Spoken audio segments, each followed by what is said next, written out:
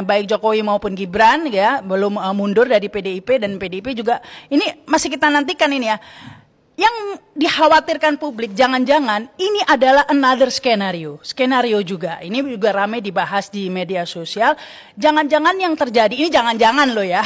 Yang terjadi seperti di pemilu 2019 begitu ya, bahwa tampaknya ternyata semuanya skenario. Prabowo dan Jokowi bertarung tapi sebenarnya satu tim ini, sepak bola gajah ya. Jadi ketika yang satu menang ya yang satu diangkut begitu.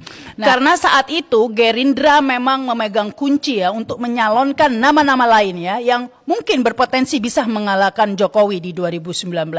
Kalau partai-partai lain, Nasdem dan lainnya semua sudah dikunci ya di bawah kekuasaan Jokowi. Tapi Gerindra saat itu oposisi. Nah, saat itu akhirnya tumpuan hanya di Gerindra, ada nama-nama, ada Gatot Nurmantio, ada macam-macam ya.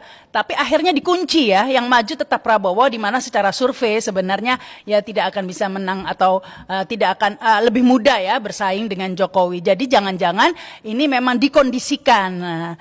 Sebenarnya Anies Baswedan maju sebagai cawapres ini suatu kecelakaan skenario ya, tidak diduga. Nasdem membelot begitu ya, tiba-tiba menyalonkan Anies Baswedan. Nah, jangan-jangan sebenarnya PDIP dan Gerindra ini tetap satu tim begitu ya. Jadi nanti seandainya Anies Baswedan kalah di putaran pertama, jadi di putaran kedua itu ya sebenarnya pertarungan antar mereka sendiri saja ya. Sepak bola gajah lagi begitu ya, siapa yang menang nanti ngangkut gitu. Jadi bukan nggak mungkin seandainya yang menang Ganjar nanti Gibran jadi Menhan mungkin atau apa begitu ya, nggak tahu. Jadi jangan-jangan ini seperti itu skenarionya. Bukan tidak mungkin loh ya bahwa ini adalah satu tim ya. Kita lihat saja saat ini buzzer-buzzer mulai berbalik arah ya, menyerang Gibran, menyerang Jokowi begitu ya. Padahal kita tahu buzzer ini memang nggak punya ideologi lah, selalu bergerak atas bayaran ya. Berarti ada yang ngebayar ini ya untuk menyerang Jokowi begitu. Ini ada apa?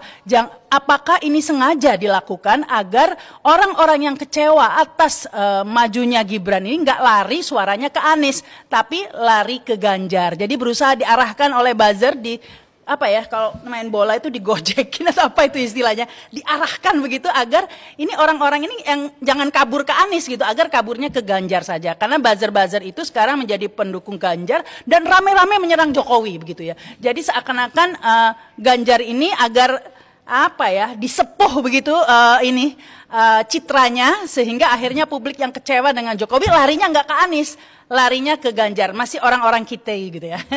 Istilahnya ini bolo dewe lah kalau orang Jawa bilang.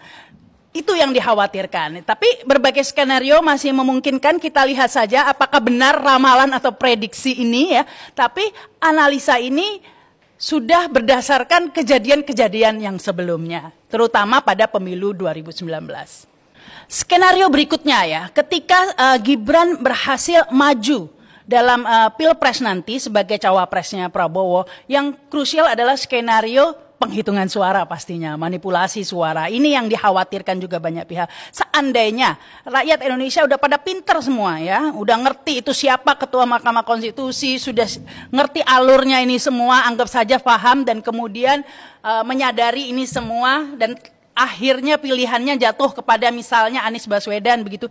Tapi bukan tidak mungkin ketika penghitungan suara tetap kalah ya, karena ini pilpres, bukan pilgub kayak waktu Anies menyalonkan di Gubernur DKI dulu, di mana lebih mudah memonitornya ya, satu DKI saja, sehingga untuk melakukan kecurangan itu agak sulit. Tapi ini pilpres, siapa yang bisa mengontrol daerah remote di Papua dan di daerah-daerah lain, di mana semua infrastruktur sumber dayanya berada di bawah Jokowi begitu ya, mulai dari Bawaslu, KPU dan lain sebagainya yang kebetulan semuanya bermasalah. KPU ini kan juga ketuanya punya masalah ya, pernah digugat sama itu wanita emas segala macam tapi nggak ada kelanjutan. Jadi kayak semuanya itu punya sandra. Demikian juga dengan PDIP sebenarnya, makanya tadi saya curiga bahwa mereka satu tim karena PDIP ini juga banyak kasusnya juga yang seandainya sampai rezim berganti bukan di antara mereka, bukan tidak mungkin akan menghadapi permasalahan hukum ya, mulai dari Harun Masiku ya, kalau Harun Masiku bukan siapa-siapa kan nggak mungkin sampai diilangin segala macam.